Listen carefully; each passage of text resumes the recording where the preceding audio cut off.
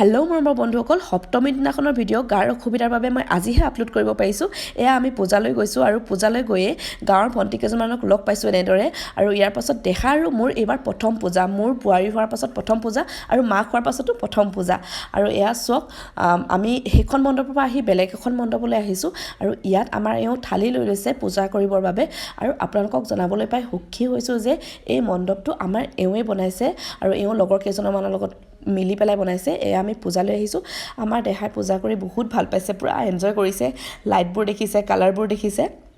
আৰু এতিয়া আমি প্ৰসাদ ল'বলৈ আহিছোঁ। এয়া দেহা থকাৰ কাৰণে মই দুভাগ পাইছোঁ প্ৰসাদ, আৰু প্ৰসাদ লৈ পেলাই মই দেহাক বাপেকৰ হাতত দি পেলাই মই ওচৰতে হৈ থকা বাণিজ্য মেলাখনলৈ গ'লোঁ।